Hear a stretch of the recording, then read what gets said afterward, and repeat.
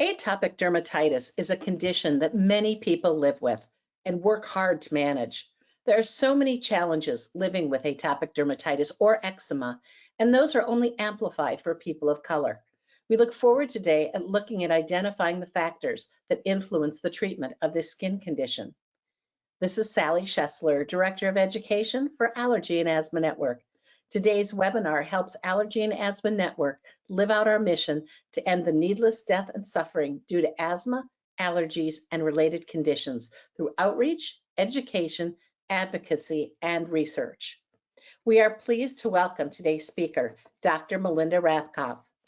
You'll see her on the next slide. Dr. Rathkopf did her pediatric and allergy immunology training in the Air Force, then moved to Alaska, where she is currently the director of the Allergy, Asthma, and Immunology Center of Alaska. She's very active in local and state advocacy and is a past president of the Alaska State Medical Association. She's a fellow of the American College of Allergy, Asthma, and Immunology and the American Academy of Allergy, Asthma, and Immunology, and is the current chair of the college's PN Committee on the Advocacy Council. Thank you so much for being with us today, and thank you for sharing your knowledge and expertise on this important topic. We're really eager to hear from you, Dr. Rathkopf. Thank you. I was very excited when asked to discuss the topic of diversity. You see, I practice here. This is Anchorage, Alaska, and about 40% of the population of Alaska lives in the Anchorage municipality. But they also live in Kotzebue, in the Matanuska-Susitna Valley, in Nome, and in Barrow. You can see the diversity here in my state. And actually, Alaska is the 12th most diverse state in the United States. A diversity index is defined as the chance that two randomly chosen people in a state will be of a different race and ethnicity. Alaska ranks 63% in their diversity index. The different races encountered just in the Anchorage area include whites, Alaska Natives, a very diverse Asian population, Blacks, Pacific Islanders, and others. Alaska is also challenging when it comes to skin issues because we know that eczema is more prevalent in areas that are colder, drier, and use more indoor heating. As I say this, there is snow on the ground, the morning temps are in the teens, and I do have my space heater on next to me. Here you can see various skin types that I encounter on a regular basis in my practice. We have white skin, Alaska Native skin, Filipino, Sudanese, African American, Eastern European, and Samoan, just to show you some of the variety. Here's our outline for today's talk. We're going to discuss what is atopic dermatitis to include definition and incidence, how it presents not just in various ages, but also in various skin colors. We're going to talk about the social factors and how they directly affect atopic dermatitis. We'll discuss biological factors and how they can affect presentation.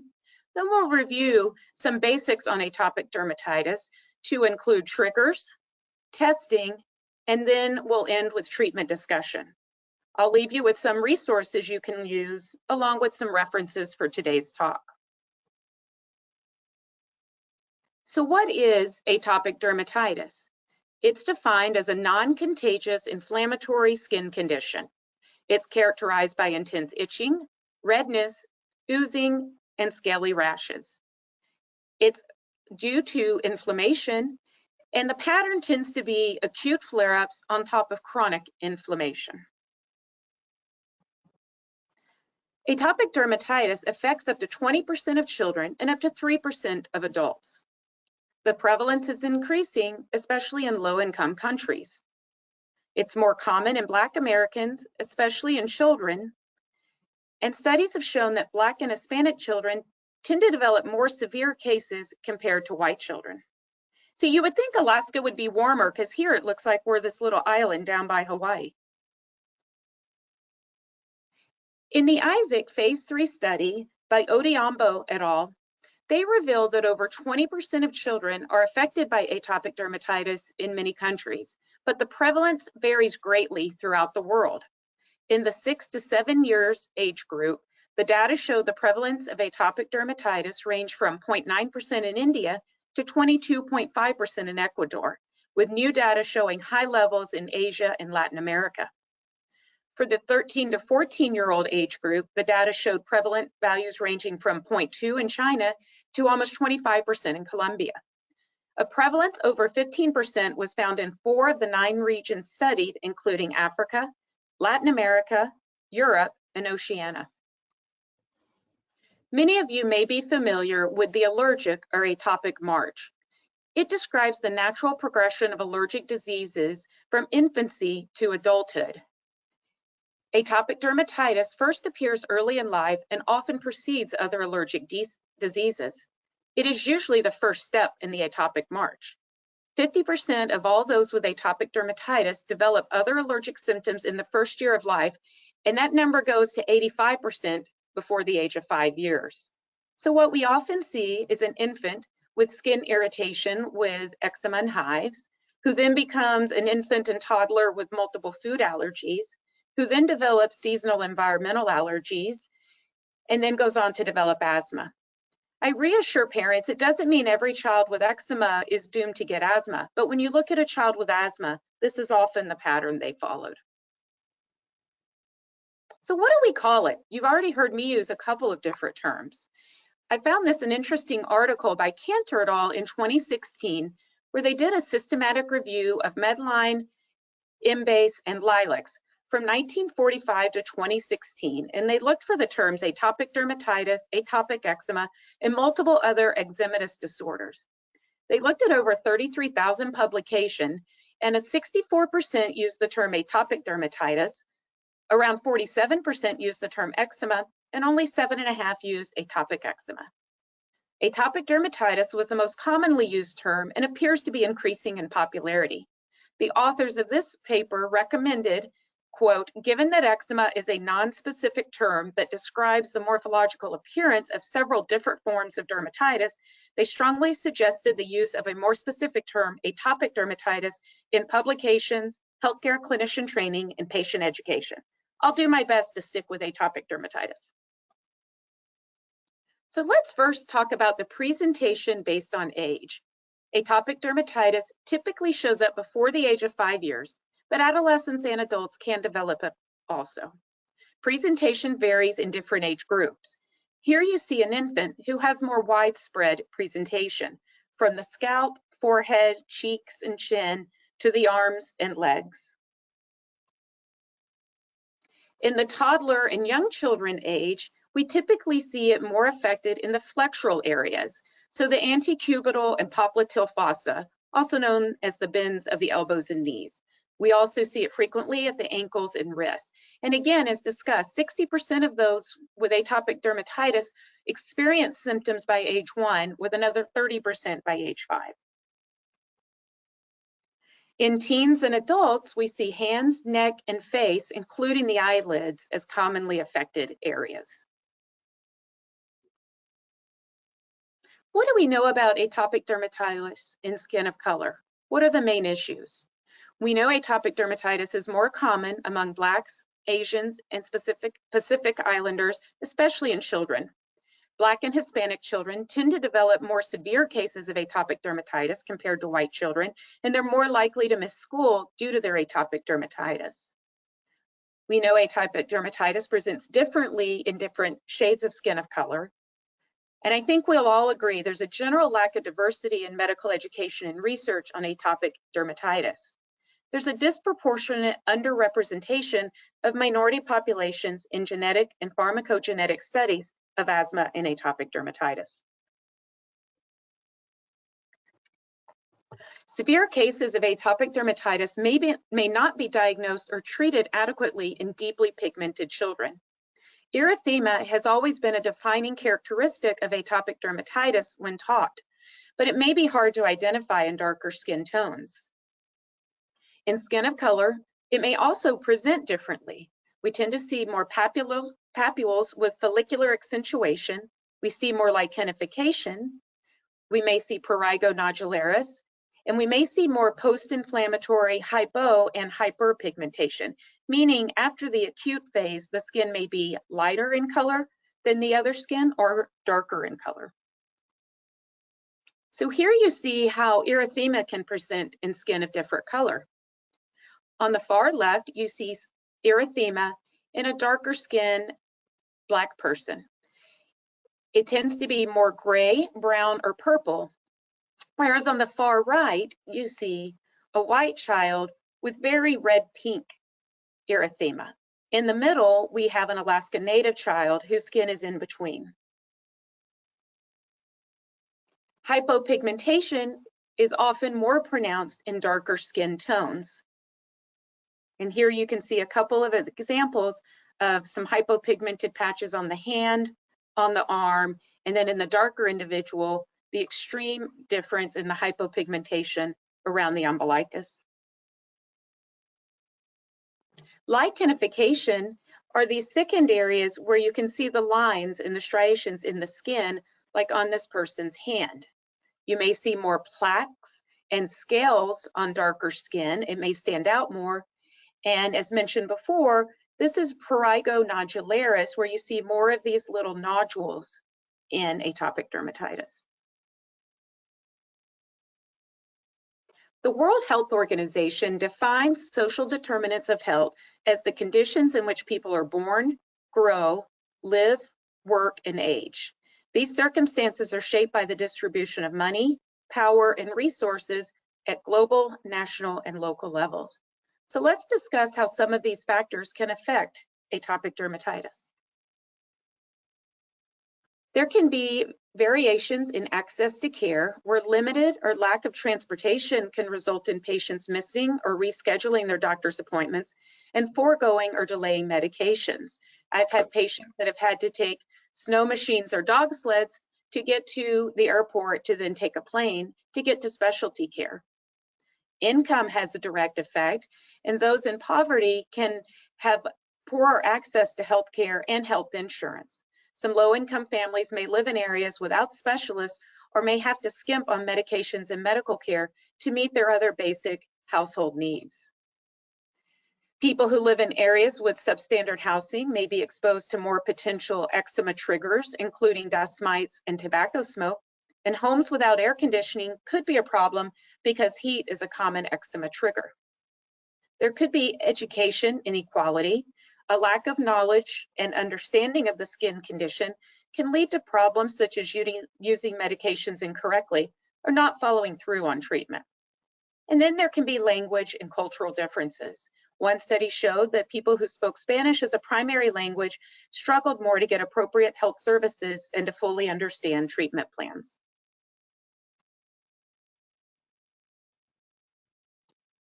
So where we live, where a person lives can have a large impact on their access to healthcare, their ability to get to healthcare appointments, and the quality of that care. This can be true for urban as well as rural settings.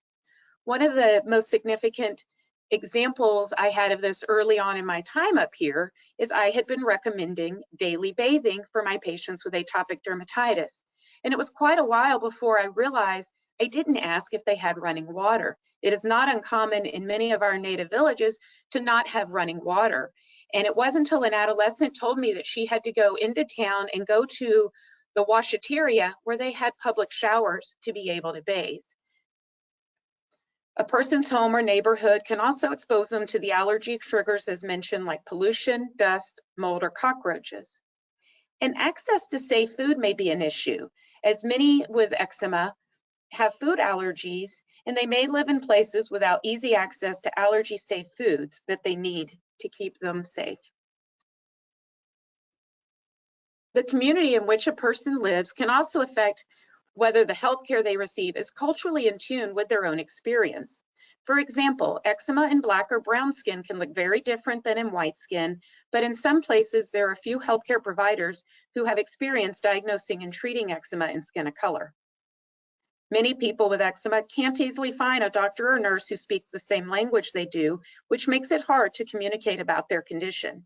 This can result in doctors prescribing the same treatment to all patients, but as we all know, one size does not fit all when it comes to eczema in people of color. A person's financial means can have a huge impact on their ability to have their eczema recognized, treated, and managed over the long term. For someone without health insurance, it may be difficult to find a place where their eczema can be diagnosed and managed. For many people, even the special creams that are commonly recommended to keep eczema under control are far too expensive for them. So those are a lot of the social factors and how they directly affect patients with atopic dermatitis.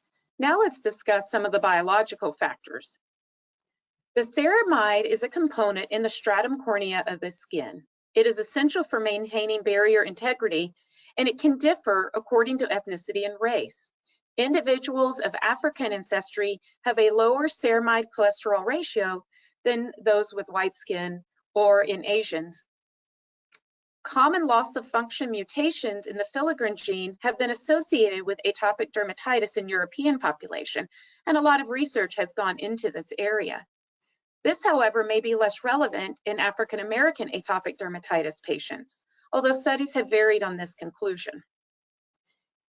Japanese and Korean patients with atopic dermatitis had higher numbers of certain types of T helper cell, the Th17 and Th22 cells that cause inflammation than those with European American backgrounds. Comparing African American with European American atopic dermatitis patients, researchers found lower numbers of certain Th1, Th17 inflammation causing cells and higher numbers of the Th2, Th22 in the affected skin from African American.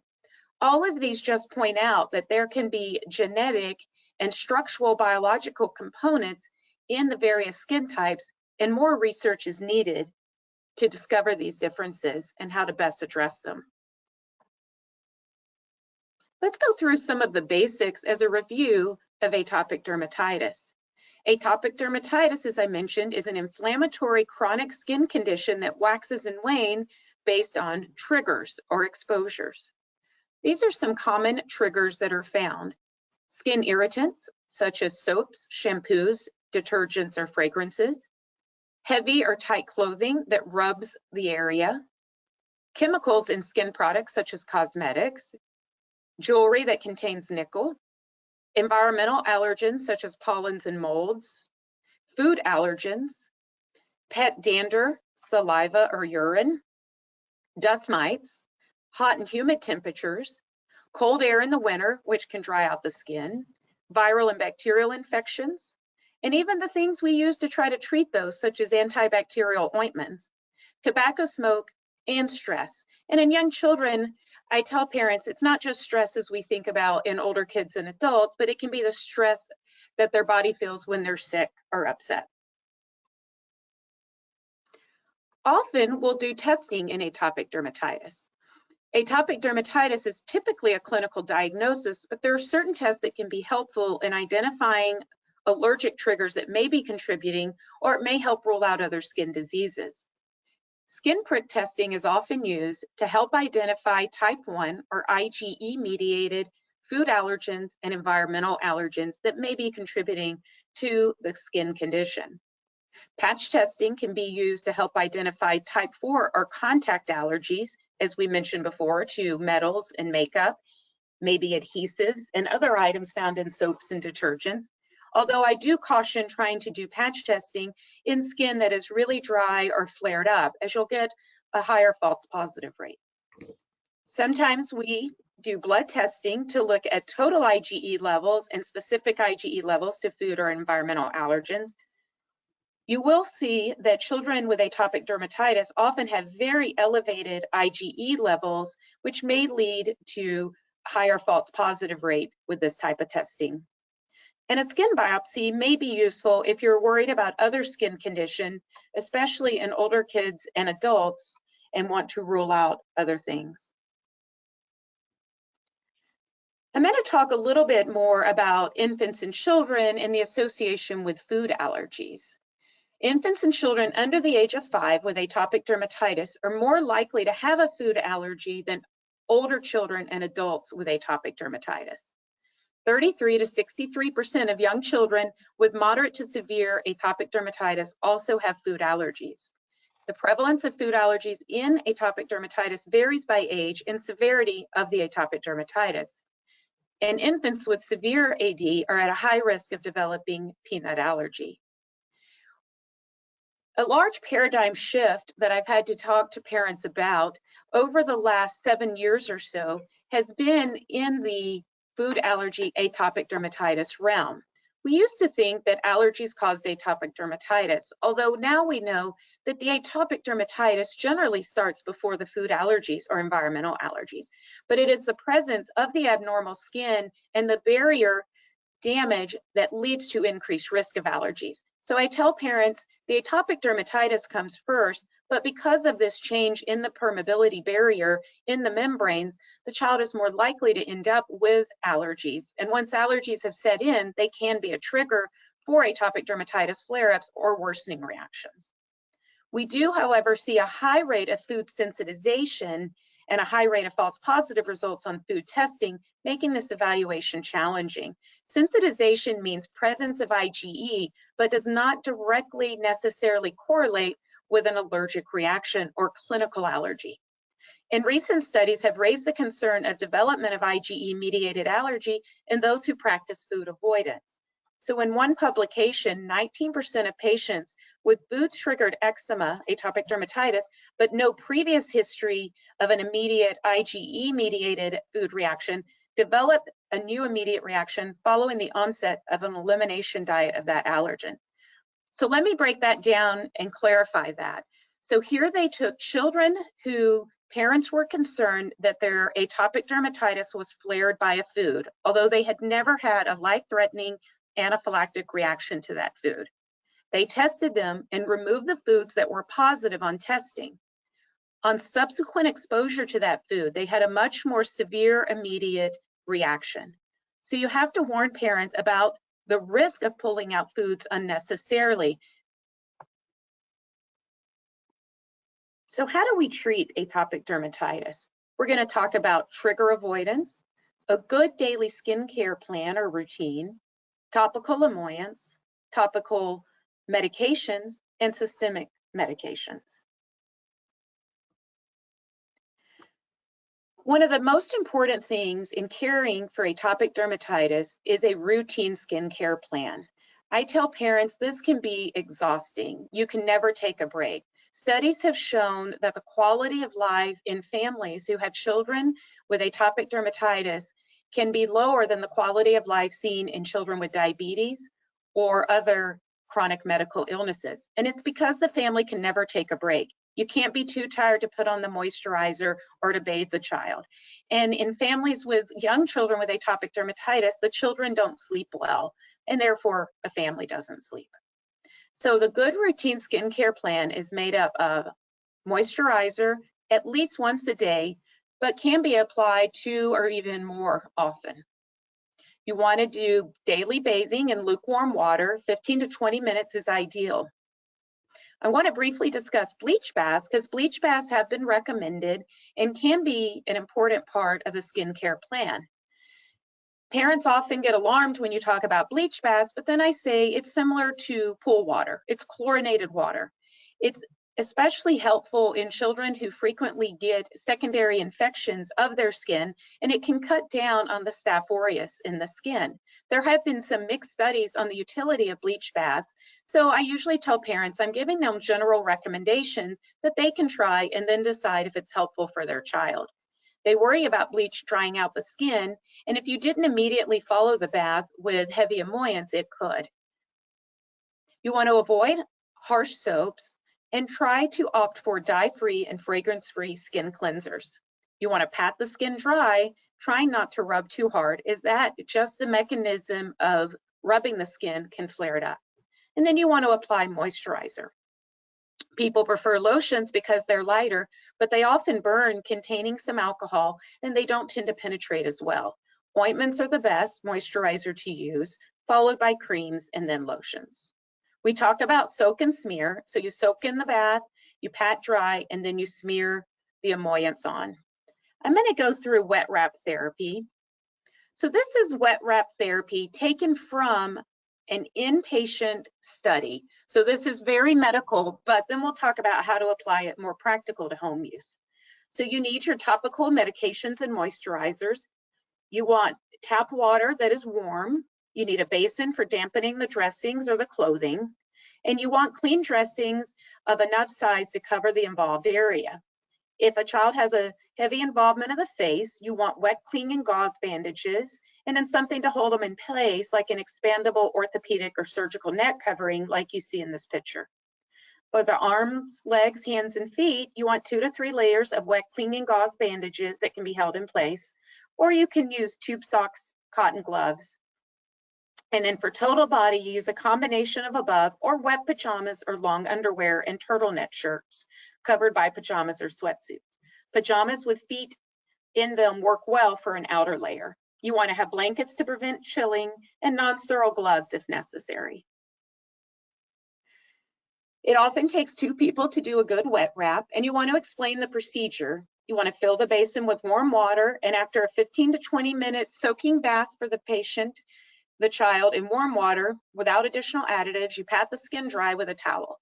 You can apply the medication to the affected areas and moisturizer to the non-affected areas. So here we're talking about our steroid or non-steroidal topicals on the flared up areas, and then moisturizer on the rest of the body. You can soak the dressings in warm water and then squeeze out the excess water. The dressing should be wet but not dripping. You want to cover the area with a wet dressing immediately after wrapping, and then cover it with a dry material. Start at the feet and move upward, and use wet pajamas or long underwear if most of the body surface area is involved. You want to have a warm blanket that you can warm up in the dryer if needed, but don't overheat the patient. In this type of setting, they remove them after 2 to 4 hours, or they can re-wet them. If the patient is known or suspected to have an infection, dispose of the dressings appropriately, and then moisturize the entire body after you remove the dressings. For a little more practical use at home, you can just moisten the dressing in warm water until damp. You wrap the moist dressing around the affected area. So here you can see using a sleeve-like piece of material. I'll often talk about cutting the arm off of an old pair of cotton pajamas or long johns, or the leg off and creating a sleeve. You put a dry dressing over the wet one, and then put on nighttime clothing and leave them on overnight, or at least several hours. So let's start going through some of the treatments. There are various topical emollients on the market for atopic dermatitis. You can get plant-derived products such as aloe vera or coconut oil. You can get animal-based products such as lanolin or horse oil. But with both of these categories, you want to be sure the patient doesn't have a contact allergy or a contact irritation from plant and animal-derived products. We talked about ceramides as the lipid molecules found naturally in high concentration in the cell membrane of the cells in the skin, and their major function is to maintain the integrity of the skin barrier to help prevent water loss. Multiple moisturizers contain ceramides, and studies have found that the skin of atopic dermatitis patients have lower levels of ceramides. So it sounds like a good idea to replace them in a topical emollient. There's a category called natural moisturizing factors. These are small molecules that absorb water into the skin and hydrate the skin. Urea, PCA, glutamic acid, and other amino acids are some of these examples. They absorb water from the atmosphere and ensure the superficial layers of the stratum cornea stay hydrated. You can try to replace antimicrobial peptides. These are called host defense peptides, and they're part of the innate immune system response that we have. The peptides are potent, broad-spectrum antibiotics also, and can demonstrate potential as novel therapeutic agents. They are being studied in topical emollients. Ecotin is an organic osmolyte that is also being studied on skin with the aim of preventing water loss in dry atopic dermatitis skin through the application of an emollient containing them. In most studies, however, most moisturizers showed some beneficial effect, and there is generally no consistent evidence that one moisturizer is better than the other.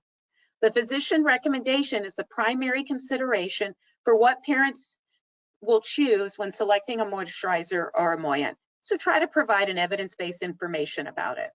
Petroleum jelly, your good old Vaseline, is the cheapest. Although I was made aware by two families in the past month, that there is now a version of Vaseline for infants that actually has added fragrance. So make sure they're not getting added fragrance or colors into their emollients. In general, again, use a fragrance-free, dye-free, ointment-based moisturizer is best. Let's talk about some topical medication treatments. We're going to review topical steroids, topical calcineurin inhibitors, topical PDE4 inhibitors, and then the new category of JAK inhibitors. And those are covered in this table here.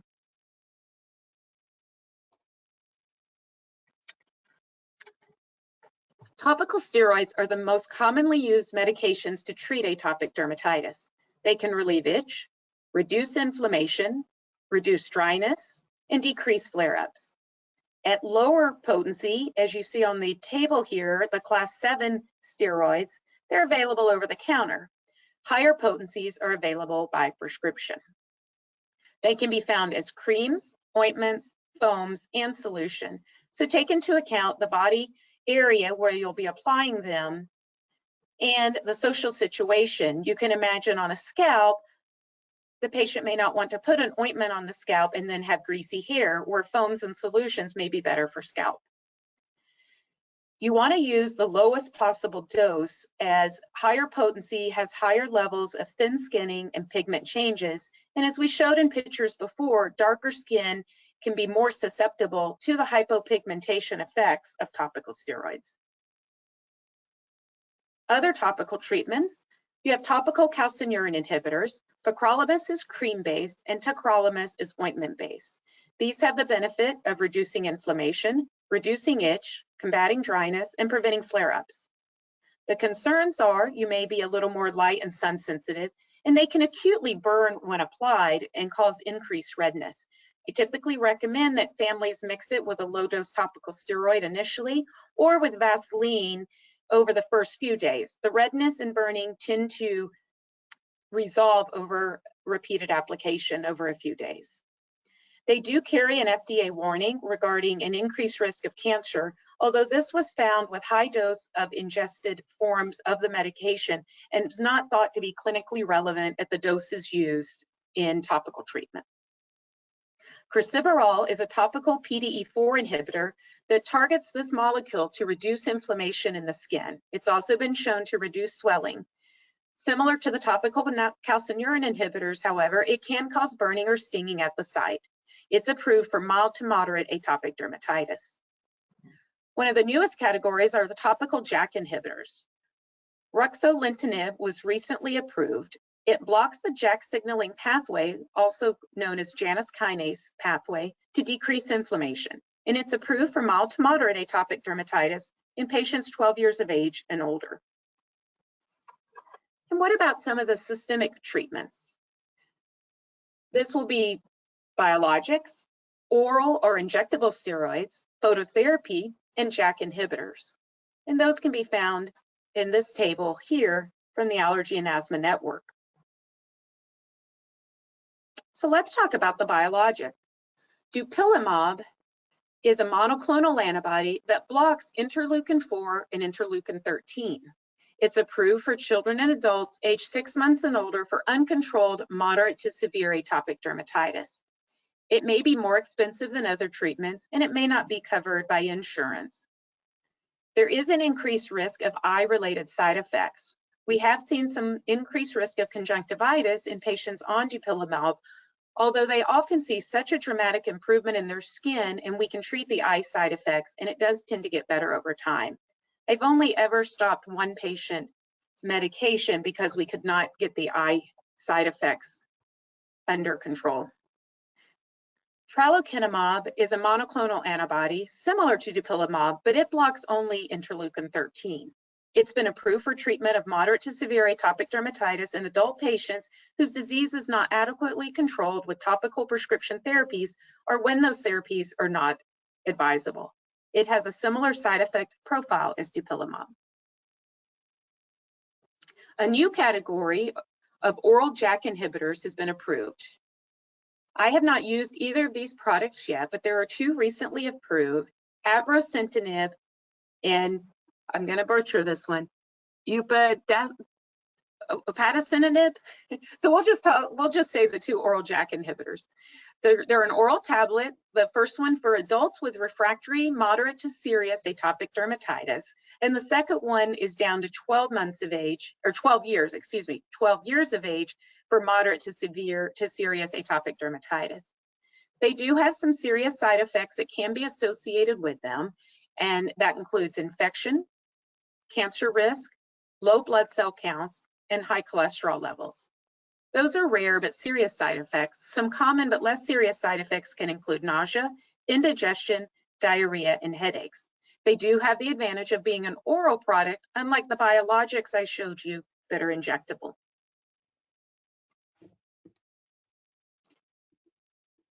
Let's review the treatment issues in skin of color. In general, treatment for atopic dermatitis is the same regardless of skin color. You want to ensure an accurate diagnosis, but that can be harder as previously discussed. We need to learn how to accurately diagnose and assess severity when erythema may not be easily recognizable. If phototherapy is used as a systemic treatment, studies have shown that higher doses and longer duration may be needed in skin of darker color, as the darker skin pigment acts as a UV filter. Patients with skin of color may also experience more post-inflammatory hypo and hyperpigmentation, usually related to the higher dose topical steroids. Monitoring response to treatment may also be different in skin of color, since, as mentioned, erythema appears differently, and most of the standardized scoring methods that are required in studies and required by many insurance companies when using a biologic, those take into account the erythema. So let's review our take-home points. Much of what is currently known about atopic dermatitis has been learned by studying white skin. Healthcare providers and researchers are acknowledging this and are addressing these gaps to improve knowledge and care of eczema in skin of color. Skin, genetic, and immunologic factors that contribute to eczema can differ between racial and ethnic groups, and this can impact prevalence, persistence, and severity of eczema in skin of color. Increasing representation of skin of color in medical education, medical literature, and the healthcare workforce in general, including specialized clinical centers, will improve healthcare for people with skin of color. These are some of the best resources I found in discussing atopic dermatitis. You have the Allergy and Asthma Network. There's a website, Eczema and Skin of Color, and there's actually a Skin of Color Society addressing these concerns and needs in this. The National Eczema Association, that's where some of the handouts shown in this talk today came from, and those can be shared with patients. The American College of Allergy, Asthma, and Immunology has patient information on skin allergies and eczema, as does the American Academy of Allergy, Asthma, and Immunology. These are references used today in this presentation. So I just want to go back to say how excited I was to bring up this topic and discuss it, and I hope you found it worthwhile. We need to take into account the uniqueness of our patients and our patient population and go beyond what we may have learned in our training and keep seeking new education to address the issues of diversity. Thank you for your time today, and we'll now take any questions. Thank you so much, Dr. Rathkopf. We do have several questions. Our first one is more of a comment. It's from a school nurse who says, there are several students in my school who have asthma and atopic dermatitis. This presentation is needed. So I'm glad we're able to provide that information. Our next question is, what research has been done with the Hispanic population? There is some. I did not specifically come across that just addressed the Spanish population. There was one reference to Spanish speaking as the primary language having more challenges with healthcare in the healthcare setting. but I did not specifically come across skin of color in the Spanish population. I found most of it was on African and African American skin or Asian skin. Okay, our next question is, maybe you said this, sorry if I missed it. I am still seeing patients. Do you ever do double pajamas to bed, first layer damp, outer layer dry? Yes, I found, so what I shared with you there was a very medical, clinical, hospital-based regimen. I believe that was actually the regimen from National Jewish, where they actually will have a treatment center that deals with this in the clinical setting. What I typically tell patients is take a pair of old pajamas, preferably 100% cotton, take a pair that still can get on, but maybe a little tight, you want long sleeve, you want all the way down to the ankle, you do your bath, you do your prescription medication on the flared areas, you do your rest of the body emollients, you wet those tighter pair of pajamas in the warm water, put those on, and then put a looser fitting dry pair over the top of them, and then sleep in that overnight. That's how I typically tell a patient to take care of it. The challenge can be when it's on the face, and that's when I pull out that picture to show if you have a child or even an adult with extensive facial involvement, that's where the gauze wraps can be helpful. I'll often talk about while they're soaking in the tub, you can take a hand towel and you can sew it like a little hood. You can make a little hoodie to go over their face, or just take washcloths and wet them.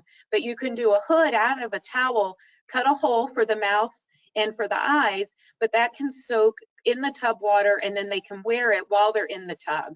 Obviously, they're not going to wear that to sleep. So the gauze wrappings can be useful for the face. Well, I'm thinking about making the thought of making like a superhero mask to wear in the bathtub might be kind of fun. Make it a little bit more fun than just a towel too. Our next question says, I've heard some pediatricians recommend the use of an antihistamine such as Zyrtec to treat the itchiness associated with atopic dermatitis, as some children tend to itch during the night. Do you recommend this? So I do it quite frequently, although the studies are pretty lacking. It's not thought to be a histaminergic driven itch, and they were more effective when we used sedating antihistamines, and it was probably more the sedation that helped them sleep than the true histamine blocking. So with the newer generation, less sedating antihistamines, you're going to find it's less useful. Zyrtec is a slightly sedating antihistamine. I'll often use hydroxyzine because it is a little more sedating if the itch is to the point that it's interfering with sleep. So I'll often calculate a weight appropriate dose of hydroxyzine. I'll often try Zyrtec because it is once a day, it is over the counter, although I think it's less effective because again, hydroxyzine is slightly more sedating, and that's probably really what's helping. But I'll provide families with a weight appropriate dose of the hydroxyzine to use at bedtime, but only if the itch is at the point where it does interfere with sleep. Generally, I say if the acutely flared up child is really itchy, I would throw them in the tub and I would repeat your evening regimen. I would reapply emollients and moisture. Thank you so much. Someone's just making a comment that says, I currently have discoloration on chin and it's spreading underneath on my African American skin. That's probably one of the biggest challenges is the hypopigmentation, and it doesn't have, it can be both from the treatment and the disease process. And in some individuals it's darker, and in some it's lighter, and in some individuals they have both darker and lighter. So both the hypo and the hyperpigmentation can be a problem. Such challenges. Someone's asking the question, as asthma could be seasonal, can atopic dermatitis present seasonally as a trigger by pollen or mold? Yes, it can. That's a great question. What's interesting is when I see infants and toddlers, most of them do not have seasonal allergies. They've not lived through enough pollen seasons to have seasonal allergies. So if I hear of onset of atopic dermatitis in early infancy, I look more at the possibility of, well, they could have no allergies and be non-allergic. They could have food allergies are the most common. And then we look at indoor allergens like dust mite and pets. If I hear about new onset after a few years of age, and especially with seasonal variation, I definitely look at pollen allergies. What we'll often hear about is outside in the grass, rolling around in the grass or going out barefoot and breaking out on their feet. I'll often have children wear socks even when they're outside playing in the grass. Even if they don't want their shoes on, they want to be like the other kids going around barefoot, but they often all have to wear their socks in the grass because they flare up in the grass. Thank you for that. Our next question starts with saying that this is a wonderful presentation, but the question that followed that is, any data on humidification of air, like a humidifier by the bedside at night? So it's really challenging as an allergist about how do I recommend humidification. You know, as a pediatrician, when I practiced general pediatrics, I used to recommend humidifiers regularly. Although adding moisture to the air and therefore adding it potentially to their skin can be helpful, it's a fine line. Too much humidity and dampness can lead to increased mold and dust mites. So it all depends. I did finally add humidity into my home with a humidifier when I moved to Alaska. When I grew up in the deep South and first practiced in the South, we didn't have to do that because we had such high humidity naturally. So it really depends. If I have someone with mold or dust mite allergy, I tell them to ensure that they keep the humidity below 30 to 40% in the home, and make sure if you're using a humidifier that you empty it out regularly, let it completely dry out, and clean it regularly. Oh, thank you so much. Our next question says, what have you seen as the treatment course length for Dupixent for atopic dermatitis? My son has been on it now for 2+ years. It has improved a lot, but it is still present. Yes, and I don't think there's a good answer for that. I appreciate your anecdote.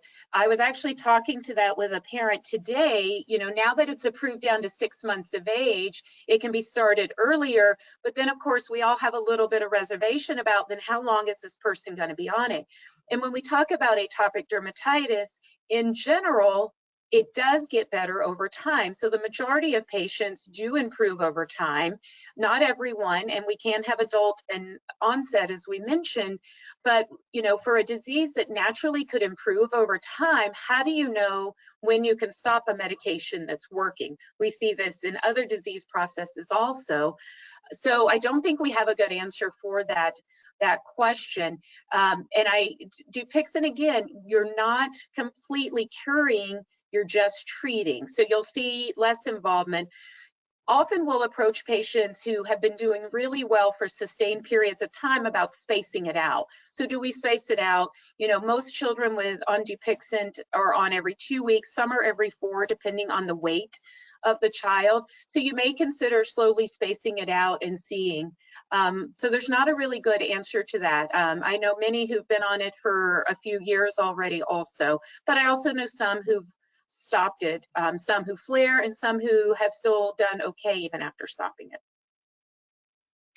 Thank you very much. Our next question is, we hear a lot about introducing peanut into a child's diet early, but if atopic dermatitis is present, should peanut still be introduced early?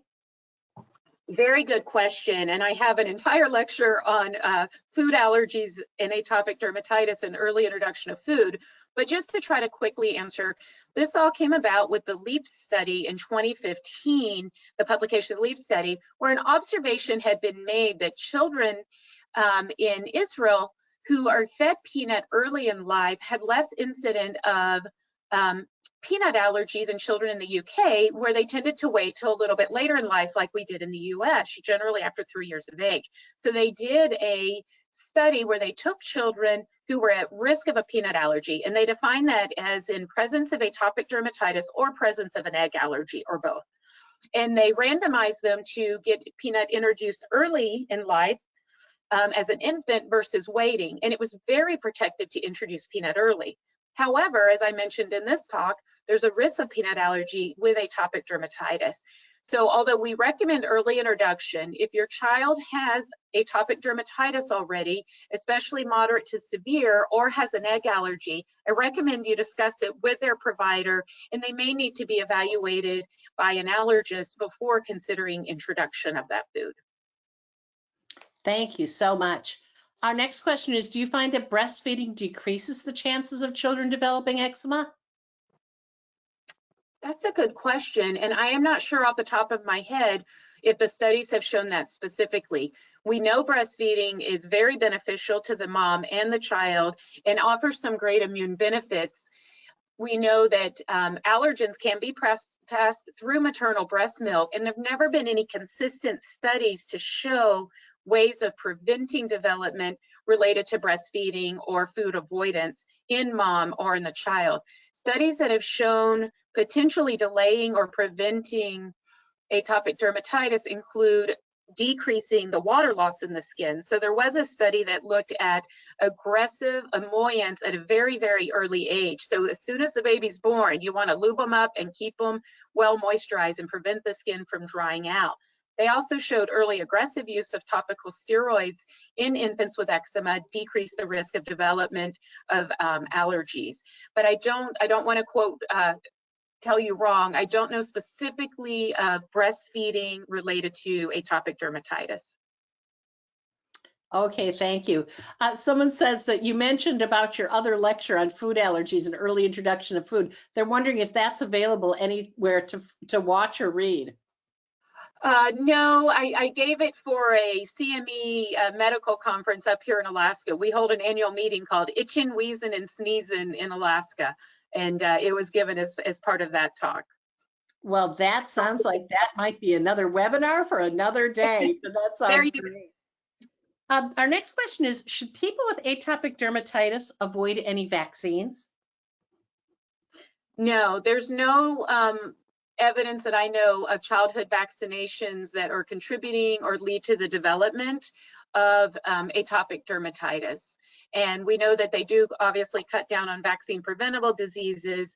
And, you know, with atopic dermatitis, you already have a little bit of an immune defect, if you want to put it that way, because our greatest immune organ is our skin. Our greatest barrier to the outside world is our skin. So we want to keep our skin as healthy as possible, but we also want to do whatever other measures we can do to try to prevent preventable diseases. Thank you so much. Another question we have that just came in is, do you recommend avocado oil to moisturize with? I'm always hesitant to have oils that are plant-derived or animal-derived. So if a parent were telling me they were using avocado oil, I would just say, is it seem to irritate the skin? Is it worsening it? And if no, then I continue it. I grew up in the Deep South and first practiced there, and so Crisco was frequently used, which is an animal-based lard product, was used on the skin as a moisturizer. I've definitely seen coconut oil used. You know, certain commercial products have soy in them, they have oat in them. So it really just depends. You can see contact reactions when emollients have food in them, food products in them. I do see some lanolin sensitivity. So lanolin is wool alcohol, and that is found frequently in certain moisturizers, have that in them. So in general, I try to recommend a lanolin-free, plant-free, animal product-free moisturizer in general, although I would not have any problem if someone was using avocado oil and it worked for them. And would it be a better idea to use it in an adult rather than a child? Not necessarily. I mean, I think you can have contact sensitization. I guess the interesting question, and I'm posing a question to myself that I don't know the answer to, is could the person potentially become allergic to avocado because they're using avocado on broken down skin? There was a study quite a few years ago trying to look at what increased the risk of peanut allergy, and it was skincare products containing peanut oil, which we do not see commonly in the US. I think this was a UK study. And so, you could see that they were adding peanut to the skin on broken down skin, and there was an increased risk. I have seen here in our native population, whale oil from the blubber from the whales can contribute. And we had a patient present where they had a contact reaction to whale oil applied to the skin, and they were actually allergic to whale and seal meat. That's so interesting. There's so many interesting things that are a part of this discussion, and we thank you so much for being here with us today and working through a lot of these questions with us. So, Dr. Rathkopf, thank you so much for being with us today. Thank you.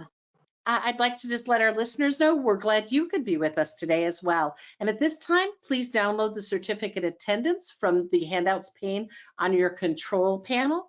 If you have any difficulties, don't hesitate to email us using the link in your emails.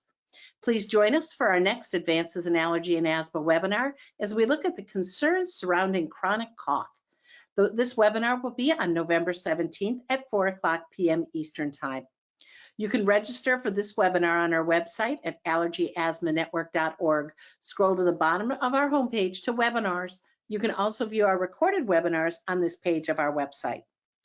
So please visit our website for quality guidelines-based resources on allergy and asthma. Also access important medical information on allergies and asthma from our partners, the American College of Allergy, Asthma, and Immunology at allergyandasthmarelief.org. Thank you once again for joining us today. Please stay online for 2 to 3 minutes to complete the evaluation survey. This is Sally Schessler for the staff at Allergy and Asthma Network. Thank you for joining us as we shared important information on atopic dermatitis, and we look forward to having you join us next time on Advances in Allergy and Asthma.